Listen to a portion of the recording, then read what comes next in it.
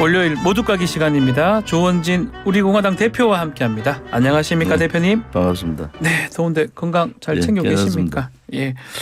자, 요 질문 먼저 한번 드려보겠습니다. 윤석열 대통령의 신당설, 국민의힘 수도권 참배설을 제기했던 심평 변호사, 뭐 사실 잘못했다, 멘토 아니다 이렇게 사과를 하긴 했는데, 근데 이렇게 얘기가 나오는 배경은 뭐라고 봐야 됩니까? 지금 선거 8개월 정도 되면은 이런저런 얘기가 나오는 게 당연합니다. 네. 여론조사도 국민의힘에서는 안 했다 하지만 여론조사를 여러 군데에서 비공개 여론조사를 할 수도 있고, 네. 공교롭게도 심평 변호사가 있는 수도권 참패 100석 가까이 이런 얘기하고, 네. 이준석 전 대표가 있는 100석의 같은 공통 분모가 있잖아요. 그런 부분에 있어서는 그냥 아무런 근거 없는 얘기는 아니다. 심평 변호사 말대로 자기가 귀신에 홀린 것 같다 이렇게 얘기하지만은 결국은 그 여권의 불안한 네. 지금의 상황들을 얘기해 주는 거다 이렇게 볼 수가 있고요. 네. 심평 변호사도 조금 이제 한동훈 장관 지난번 양평 고속도 얘기할 때 이 사람이 좀 이제 감이 좀 많이 떨어졌구나 이런 생각을 했어요. 네. 제가 지난번에 이거는 한동훈 장관이 자기 무덤 판 거다. 처음에 보기에는 좋지만 결국은 잘못 간다. 원희룡 장관을 말하는 거죠. 원희룡 장관, 한동훈 원희룡 장관. 놀랐습니다. 그래서 원희룡 장관 부분에 있어서 그래 얘기하는 걸 보고 이분이 약간 감이 떨어졌다 이런 생각을 하고 있죠. 네. 그 심평 변호사가 윤석열 대통령 멘토가 이렇게 불리게 된 계기는 뭘까요? 심평 변호사가 원래 2017년 대통령 선거 때는 문재인 후보 선대위원장 하셨잖아요. 맞습니다. 예. 그런데 그 다음에 이제 이준석 전 대표에 대한 그 인간이 아니다 하는 얘기부터, 그리고 좀 한동훈 장관 뭐에 대한 옹호, 김건희 여사에 대한 옹호, 조국 퇴진 부분, 추미애 장관 초임 판사 때문에 울었다는 얘기 이런 걸 정정해 가지고 윤석열 대통령, 윤석열 후보 쪽에 상당히 많이 접근해 있었죠. 네. 그때는 멘토라고 가만히 놔뒀잖아요. 네. 지금 이제 얘기하니까 멘토 아니라는데 그런 저런 얘기를 할 수 있는 사람은 있는데 그 유불리에 따라서 멘토가 왔다 갔다 하는 것도 그 전에 미리 멘토 아니라고 얘기를 했어야죠. 이게 지금 대통령실은 이제 이 내각이라든지 참모 그리고 자문위원 공식적인 특보 빼고는 멘토 없다라고 하는데, 천공 얘기도 있고 지금 심평 변호사 사례도 있고, 이 대통령이 외부에 뭔가 자문을 구하거나 의견을 듣습니까? 세계 어느 대통령도 외부에 자문을 구하는 것은 당연하죠. 네. 그게 멘토 역할을 하는 건지, 사실은 멘토라는 분들은 조금 경험도 있고 정치에 대해서 잘 모른다는 윤석열 대통령 여러분들한테 물어볼 필요는 있죠. 그런데 좀 조용한 멘토들이 있잖아요. 멘토는 그런 역할인데 좀 시끄럽잖아요. 천공도 그렇고 심평도 그렇고. 그런 부분에 있어서는 좀 시끄러운 멘토들은 자기 과시적이다. 자기가 뭘 하기 위한 그런 얘기들을 하는 거다. 저는 그렇게 보고요. 자기 거 얘기하는 것이다. 좀 조용하고 실질적으로 정책 국정 운영, 정책 방향에 대해서 조언해 줄 수 있는 멘토는 언제라도 괜찮다 이렇게 봅니다. 그 심평 변호사 얘기 중에 하나가 한동훈 원희룡 장관 총선 출마할 것이다라고 얘기했는데 어떻게 전망하십니까? 요즘 한동훈 원희룡만 나오니까 저도 한동훈인지 원희룡인지 자꾸 헷갈려요. 총선 출마를 할 가능성은 있죠. 그런데 제 입장에서 제가 보는 또 국민의힘 윤석열 정부가 제가 윤석열 대통령이라면은 한동훈 장관은 국회 경험이 없어서 내보내는 게 맞을 것 같고요. 원희룡 장관 내각에 그냥 좀 두는 것이 그래 쌍두로 가는 것이 맞지 않느냐. 내각 개편해야 안 되겠어요 이제. 이번에 잼버리 문제도 그렇고 내각 개편을 해야 되는 상황이니까 그런 활용점이 좋겠다. 또 이 두 사람이 같이 나온다 해가지고 지금 중도나 무당층이 한 30% 가까이 되는데 여론조사에 대부분 같은 결과가 나요. 민주당 쪽이 훨씬 배 가까이 국민의힘보다 많이 나온다고 네. 이쪽의 지지가. 그런데 두 사람이 나온다니까 그런 지지를 견인할 수 있는가 그것은 좀 어렵다 봐요. 잼버리 얘기하셨는데 질문 바로 드려보겠습니다.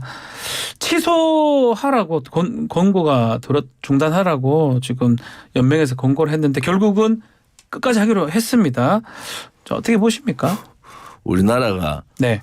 하계 월드컵, 그다음에 동계 월드컵, 네. 그다음에 하계 올림픽, 동계 올림픽, 예. 그다음에 그 월드컵 치르고 예.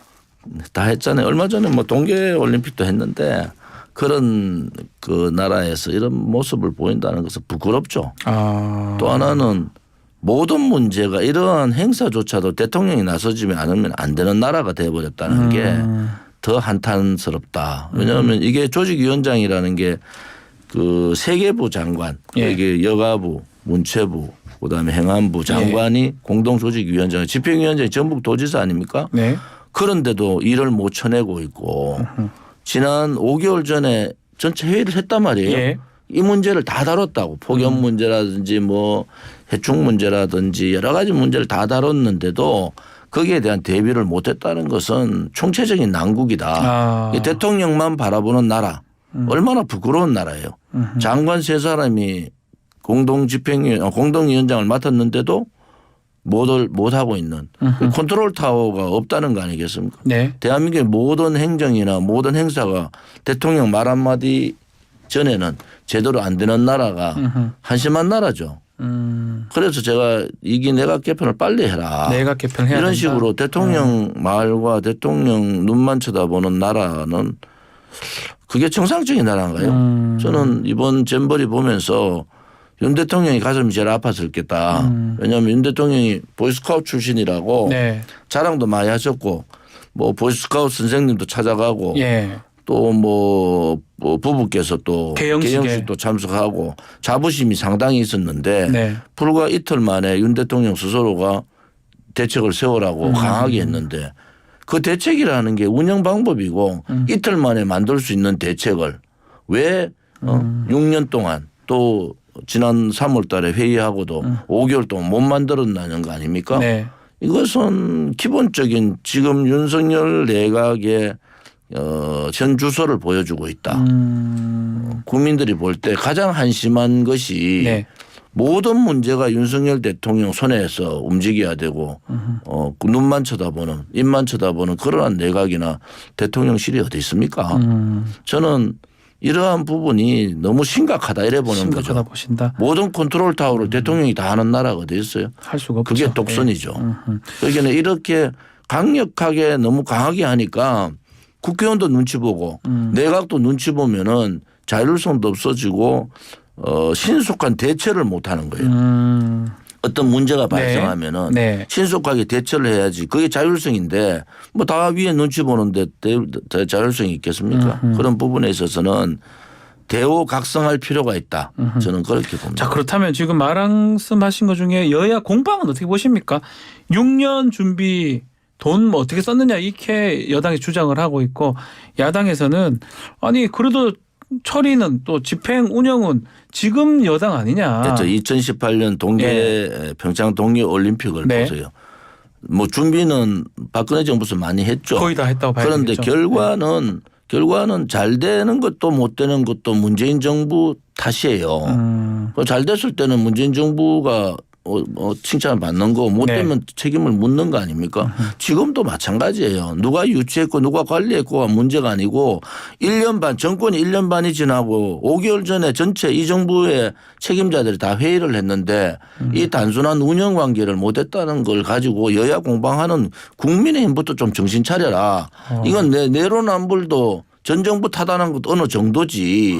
1년 6개월 자기 정권에 있었고 5개월 전에 회의를 해놓고도 아무 대책을 못 세웠고 지금 뭐 전 정권에서 뭐 했느냐.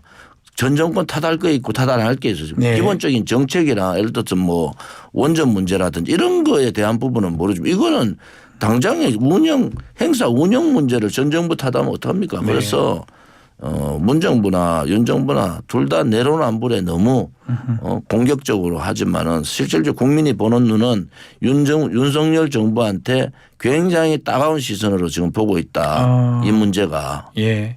이게 지금 뭐 영국, 미국도 나갔고 전북 연맹 뭐 성범죄 같은 것도 지금 문제가 되고 있는데 이렇게 좀 논란이 되면 앞으로 부산 엑스포 윤석열 대통령이 상당히 지금 아끼고 추진하고자 했던 부분 물 건너가는 거 아닙니까? 전북 스카웃이 나갔다는 것은 네. 그거는 대단히 잘못한 거다. 집 주인이 네. 주인 아닙니까? 전북에 사는데 주인이 객들을 나누고 나간 것은 누가 주동을 했든 누가 어떻게 했든 잘못된 행위다 보고요. 하나는 부산 엑스포 영향이 있죠. 158개국에서 4만 3천 명이 예. 참가했습니다. 이 행사를 이런 식으로 잘못하면은 세계적인 엑스포 행사를 관리할 수 있는 능력이 없다. 이것이 당연하지 않겠어요? 그래서 이런 부분에 있어서는 이 문제를 간단하게 보지 말고 잼버리 대회의 문제점이 뭔가. 네. 왜 컨트롤 타워의 지휘부가 책임지는 사람이 없는가. 왜 대통령실에서만 자꾸 나서고 대통령이 자꾸 그런 얘기를 하는가에 대한 네. 근본적인 반성이 필요하다. 이래 보는 거죠. 여성가족부 또 폐지론이 다시 불을 붙는 모양새입니다. 어떻게 해야 됩니까? 폐지하려고 했으면 빨리 폐지를 하고 그 업무 자체를 다른 부서도 넘기든지 해야 되지. 폐지한다 해놓고 안 하니까 그 부서 사람들이 제대로 일을 하겠습니까? 장관도 언제 폐지될지 모르는데 네. 이게 여성가족부가 주관 부서인데 이런 여러 가지 상황들이 조금 너무나 안일했다. 저는 이번에 잼버리 대회 보면서 대한민국이 이거밖에 안 되는가. 왜 그 세계 대회에 그러한 모범적인 사례들이 있는데 준비를 지금은 이틀 만에 대통령 지시 이틀 만에 정상화가 되고 있다는 거 아닙니까? 이런 나라가 어디 있습니까? 그게 더 문제라는 거네요. 그게 더 문제라는 거죠. 예. 세계 장관 세 사람이 공동위원장이고 회의를 5개월 전에 했는데도 준비 못 했는데 대통령 지시 이틀 만에 이게 정상화된다는 이 나라가 정상적인 나라가 아니라 보는 거죠. 저는 뭐 야당도 잘한 거 없다고 보지만은 이 문제는 윤석열 정부가 국정 운영의 방향을 좀 바꿔라. 왜 대통령 혼자서 하는 그런 국정 운영이 아니라 네. 각 정부 장관, 각 부처 장관이나 혹은 그 다른 지자체에서도 네. 자기 몫을 할 수 있는 그런 패턴으로 바꾸는 게 좋겠다 이래 보는 거죠. 이 와중에 대통령 얘기 나왔으니까요. 휴가 사진 하나 올라왔어요. 거제에서 전어 이렇게 시식하는 장면인데 이런 사진은 어떻게 봐야 됩니까? 윤석열 대통령이 휴가를 가시는 것은 네. 특히 어느 역대 대통령보다 해외를 많이 나가셨잖아요. 네. 그리고 한미일 정상회담이 바로 있고 또 국내에 있는 난제 팬데믹 그 포스트 팬데믹 문제라든지 경제 문제라든지 민생 문제라든지 이 난제들이 너무 많잖아요. 네. 수재 문제, 복구 문제도 있고 이번에 뭐 또 가상 그 인터넷상에 네. 그 살해 협박 이런 문제도 있는데 이 총체적인 문제가 너무 많은데 조금 쉬시면서 국정 운영을 하는 것이 좋겠다. 지금 경남에서 진해, 통영, 거제, 남해 이렇게 경남을 다니시는 것은 좀 더 다른 시간에 가져도 뭐 될 텐데 휴가라는 것이 그냥 몸을 쉬는 것이 아니지만 대통령의 휴가는 국민들 되게 예의주시하고 있어요. 그렇죠. 휴가 이후에 나올 국정 운영에 대한 계획 혹은 나머지 지금 난제들에 대한 대책 이런 걸 예의주시하는데 대통령이 매일 어디 다니시니까 휴가를 가셨는지 그냥 선거운동을 하러 가셨는지 지금 윤석열 대통령이 선거운동하러 다니시는 게 아니잖아요. 눈에 너무 그렇게 매몰돼가 총선 문제에 그래서 가서 뭐 저는 그런 모습이 대통령으로서의 조금 진중함이 떨어진다. 오히려 휴가에서 대통령이 갖춰야 될 여러 가지 일들이 많으실 텐데 구상해야 될 일들. 네. 국민은 그것을 기다리는 거예요. 그냥 전어 먹고 뭐 사서 다니고 이런 걸 기다리는 게 아니라 말이에요. 또 지금 보면 뭐 지금 그 행보지만 지시도 계속 떨어내고 있잖아요. 그러니까 국정하고 휴가하고 경계가 거의 없는 상황이다. 이렇게 뭐 현안에 대한 평가되고. 지시는 할 수 있죠. 뭐 네. 새만금도 다녀오시고 또 뭐 새만금에 난리가 터졌는데 대통령 입만 쳐다보고 있는 내각에 지시 안 하면은 돌아가겠습니까? 네네. 그것이 윤석열 정부의 가장 잘못된 점이다. 저는 이거부터 빨리 바꿔야 되지. 그렇지 않으면 윤석열 대통령 못 견딥니다. 못 견딘다. 본인 예. 스스로도 못 견뎌요. 화가 나잖아요. 예. 부처장관이 3명이나 있고 총리가 있는데 그것도 총리도 책임 총리제 한다고 얘기는 하는데 아무것도 돌아가지 않고 자기가 지시하지 않으면 안 되는 상황. 그런 문제. 그 장관들이 능력이 없어서 그런 겁니까? 아니면 분위기가 그래서 그런 겁니까? 분위기. 대통령이 너무 세게 예. 크립을 너무 세게 지고 계신다. 아. 자율성을 박정희 대통령 때도요. 예. 장관들한테는 그렇게 강하게 하셔도 장관들한테 자유를 다 주는 거예요. 그런데 모든 것 하나부터 열까지 뭐 네. 당무 개입부터 시작해서 경선부터 시작해서 모든 문제를 윤석열 대통령 올인원으로 통일되면은 대한민국이 그렇게 작은 나라가 아니에요. 엄청나게 복잡한 나라입니다. 예. 그러니까 윤석열 대통령 이제는 머리가 터질 것 같아요. 그래서 지금쯤은 휴가 때까지도 저렇게 하시는 걸 보고 야 이분이 정말 나름대로 뭘 하겠다는 열정은 네. 있으신데 그것을 제대로 옆에서 실질적인 멘토를 해주는 사람이 없구나. 아하. 그러니까 홍준표 시장 얘기 말대로 책에서 배우지도 못하고 또 하나는 자기 스스로 경험하지 못하면 되겠느냐. 이런 얘기는 윤석열 대통령한테 직격탄 날린 거예요.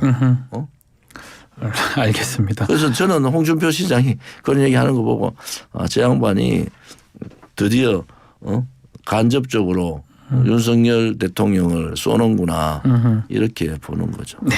자, 국민의힘 총선 시나리오도 한번 질문 드려보겠습니다. 일각에서는 국민의힘이 유승민, 이준석 원팀 이뤄야 된다 이런 목소리도 있는 것 같은데 같이 갈 수 있습니까? 저는 다른 사람들이 얘기 안 할 때 이미 유승민 전 의원이나 이준석 전 대표는 자기 길을 갈 준비가 다 되고 있다. 결국은 자기를 지지하는 사람들이 공천을 못 받는 상황이 거의 올 거예요. 예. 그러면은 딴 살림을 차릴 수밖에 없다. 또 하나는 유혹하잖아요. 무당청이나 소위 지지 계층이 없는 그런 분들이 너무 많아서 그런 부분들을 준비를 하고 있다 이래 보는데 네. 윤석열 대통령 스타일로는 두 사람 안 껴안습니다. 안 된다. 안 껴안습니다. 같이 갈 수는 없다. 같이 가질 수 없는 사람이다. 이렇게 보는 것 같아요. 그거 말고 지금 혹시 여권의 공천 부적격 리스트 그거 지라시 보셨습니까? 봤습니다. 그게 뭐 사실상 살생부 아니냐 이런 얘기도 있는 것 같고. 제가 써도 다 쓰겠던데. 아, 그럴싸합니까? 비윤, 예. 친유승민, 친이준석, 네. 누굽니까? 안철수, 친오세훈 네. 분리하면 다 나오잖아요. 아. 그거 분리해 놓은 것 같아요. 그래서 결국은 이번 공천 파동이 일어난다. 네.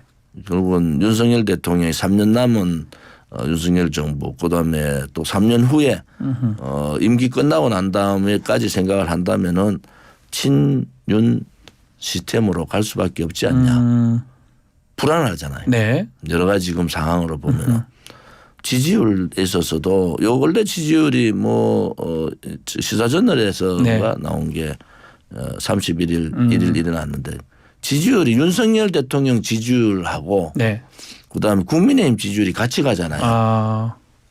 그러면서 민주당한테 10% 이상 차이 나는 것은 윤석열 대통령이 중간 평가로서 지지율을 올리지 않으면은 총선은 어렵다 이래 봅니다. 총선이 어렵다. 자, 민주당 얘기도 한번 질문 드려보겠습니다. 민주당은 지금 이성만 의원 영장 청구는 기각됐지만 윤관석 의원 구속이 됐고요. 돈 봉투 받은 의원이라고 19명 명단이 지금 실명으로 보도까지 됐습니다. 민주당은 앞으로 어떻게 되는 겁니까? 윤관석 의원하고 그다음에 송영길 대표 보좌관이 네.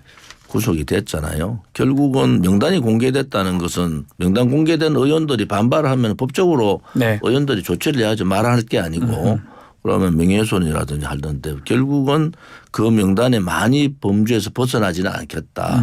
그리고 명단이 이미 공개되고 이게 재판 과정에 다 나올 텐데 네.